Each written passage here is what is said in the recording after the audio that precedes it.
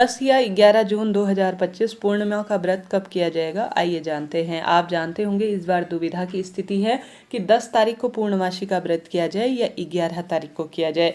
आप जानते होंगे यह पूर्णिमा बट सावित्री पूर्णिमा के रूप में भी जानी जाती है। महाराष्ट्र इत्यादि में जो क्षेत्र हैं वहाँ पर इसी दिन बट सावित्री का व्रत किया जाता है और बट वृक्ष के पूजन का विधान है। आप भी हार रहे हैं, दुख पा रहे हैं, तो एक बार पूर्णमासी का व्रत शुरू कर लीजिए। हमेशा पूर्णिमा व्रत करने का ज्योतिष दृष्टिकोण से एक नियम होता है कि आप सभी को विशेष तौर पर रात्रि को जो पूर्णमासी तिथि है वह व्याप्त होनी चाहिए, क्योंकि इस दिन के स्वामी चंद्र देवता हैं, तो उनकी पूजा कर कर ही अपने व्रत को खोला जाता है और अपने व्रत को परिपूर्ण किया जाता है। इस वीडियो में आप जानेंगे पूजा विधि, उपाय, नियम और साथ ही आपको पूर्णमासी के निमित्त कौन से कार्य करने हैं। ध्यान से सुनिएगा, अंत तक बने रहिएगा।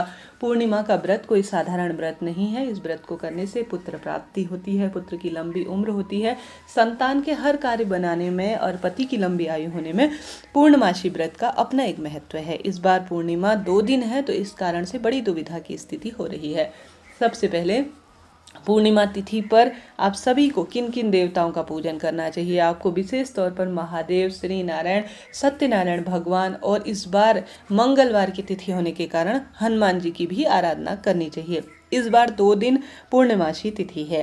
पूर्णिमा तिथि शुरू होगी 10 जून को सुबह 11:35 के आसपास और वहीं इस तिथि का समापन अगले दिन यानी 11 जून को दोपहर 1:13 के आसपास समापन की ओर होगी। पंचांग के अनुसार, पंचांग में लिखा गया है, स्पष्ट रूप से स्क्रीन पर आप देख पा रहे हैं, जो बट सावित्री पूर्णिमा है, जो पूर्णिमा का व्रत किया जाता है वह 10 जून को ही किया जाएगा, क्योंकि रात्रि को चंद्र देवता जब उदित होंगे तो पूर्णमासी तिथि 10 जून को ही व्याप्त है। वहीं 11 जून को यह दोपहर में ही खत्म हो जा रही है। इसलिए स्नान, ध्यान, दीपदान इत्यादि की 11 जून को हो सकती है, परंतु जो बट सावित्री पूर्णिमा का व्रत करते हैं वह 10 जून को ही अपने व्रत को पूर्ण करेंगे। ठीक है जी, यह बात हो गई।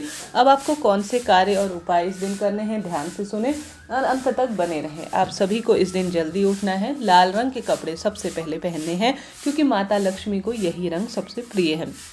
घर के दरवाजे पर जब माँ लक्ष्मी का दिन हो तो हल्दी मिश्रित जल आप जरूर छिड़किए। माँ लक्ष्मी का ध्यान करते हुए लंबी बत्ती का दीपक भी अपने घर की दरवाजे पर आप जरूर प्रज्वलित करें। इसके बाद आप सभी ओम नमो भगवते वासुदेवाय, ओम महालक्ष्मी नमो नमः कहते हुए अपने घर की साफ सफाई पूर्णिमा के दिन अन्य दिनों से ज़्यादा करें, क्योंकि यह दिन माँ लक्ष्मी का जाना जाता है। तो आप अपने घर पर नमक का पोछा लगाएं। उसके बाद अपने घर की रसोई में आप आवश्यक रूप से खीर बनाएं। दूध, चावल और शक्कर इत्यादि की खीर बनाकर आप अपने घर के मंदिर में विशेष तौर पर श्री नारायण के विग्रह स्वरूप को, जो शंख में कच्चा दूध, 1 चुटकी हल्दी और तुलसी पत्र डालकर जो विग्रह स्वरूप श्री नारायण के स्नान करा देता है, वह भाग्य की रेखाओं को प्रबल करता है। हार रहे हैं, दुख पा रहे हैं, कष्ट कर्ज में आपका जीवन है, तो विशेष तिथियों पर आप शंख में दूध भरकर श्री नारायण की पूजा करें। ओम महालक्ष्मी च विद्महि विष्णु पत्नी च धीमहि तन्नो लक्ष्मी प्रचोदयात्, इस मंत्र का जाप करते हुए अपने घर के मंदिर में माँ लक्ष्मी, श्री नारायण की विधि विधान से पूजा करें। शिवलिंग पर 1 बेलपत्र के ऊपर चावल का 1 दाना चंद्रेश्वर महादेव की जय कहते हुए जरूर से आप समर्पित करें। शिवलिंग पर कच्चा दूध और चावल चढ़ाने से चंद्रमा की स्थिति कुंडली में इस दिन मजबूत बनती है और सौभाग्य का भी यह दिन है। यह कार्य आप जरूर से कीजिएगा। उसके बाद आप सभी को अपने घर के मंदिर में सत्यनारायण भगवान के व्रत का संकल्प और पूजन करना होगा। आपने जो घर की रसोई में खीर बनाई है उसे अपने घर के मंदिर में आप अपने सभी देवी देवताओं को भोग स्वरूप जरूर समर्पित कीजिएगा।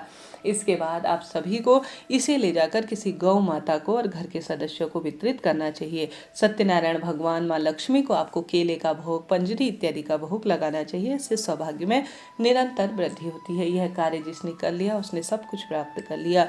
इसके बाद भगवान का ध्यान स्मरण करें, भूल चूक के लिए क्षमा प्रार्थी हों और साथ के साथ भगवान का सुमिरन करते हुए अपनी इच्छा शक्ति सामर्थ्य अनुसार तुलसी माता का पूजन करें। तुलसी में कच्चा दूध, हल्दी जरूर से समर्पित कीजिएगा और साथ ही तुलसी माँ के समक्ष दीपदान करें। इस दिन आवश्यक रूप से बट वृक्ष का पूजन करें। बट सावित्री पूर्णिमा इसे कहा जाता है, ज्येष्ठ पूर्णिमा कहा जाता है।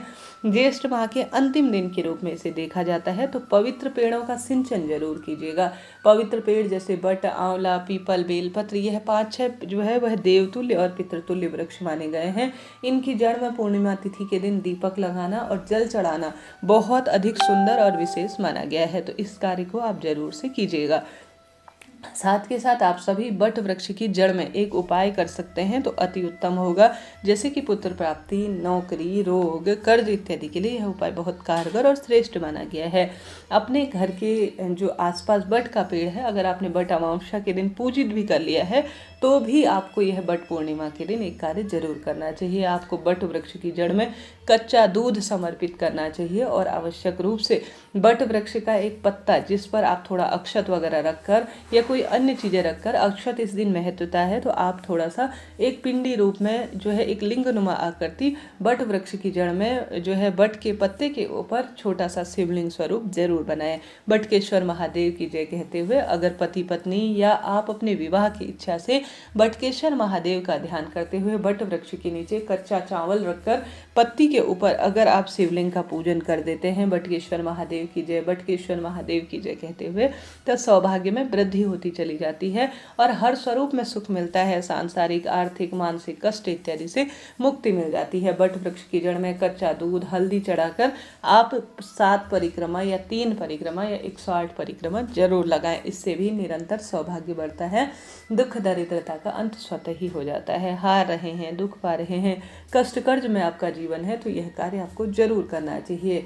यह पूर्णिमा कोई साधारण नहीं है। शाम को जब चंद्र देवता उदित हो तो आप सभी को आवश्यक रूप से चंद्र देवता को जल चढ़ाना चाहिए। उसमें कच्चा दूध, जल के लोटे में कच्चा दूध और आवश्यक रूप से सफ़ेद फूल और शक्कर इत्यादि डालकर ओम सोम सोमाय नमः या ओम चंद्र देवाय नमो नमः कहते हुए जल चढ़ाना चाहिए। चंद्र देवता को आप मिश्री इत्यादि का भोग, खीर का भोग लगाते हैं तो चंद्रमा की कुंडली में स्थिति स्वतः ही मजबूत बन जाती है। इस तरह से आप सभी को पूर्णिमा के निमित्त कार्य करना है। इस दिन आप पीपल पूजा कर सकते हैं। पीपल में माता लक्ष्मी, श्री नारायण, महादेव और सभी देवी देवताओं का वास है।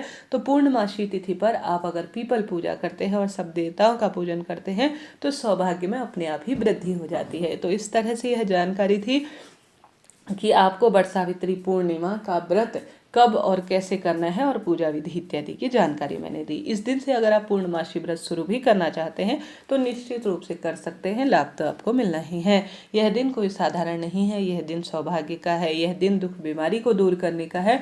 इस दिन कोई मंत्र जाप किया जाए, व्रत उपवास का संकल्प लिया जाए, सत्यनारायण व्रत की कथा सुनी जाए और भगवान जी का सुमिरन ध्यान किया जाए तो फल तो किसी न किसी स्वरूप में मिलता ही है। यह दिन कोई साधारण दिन नहीं है, चमत्कारी है, भाग्य की रेखाओं को प्रबल करने के लिए है और दुख दरिद्रता का अंत करने के लिए है। पूर्णिमा तिथि पर खीर का दान करें और ज़्यादा से ज़्यादा जो है भगवान का सुमिरन करें। मन मस्तिष्क के कारक चंद्र देवता की आराधना करें।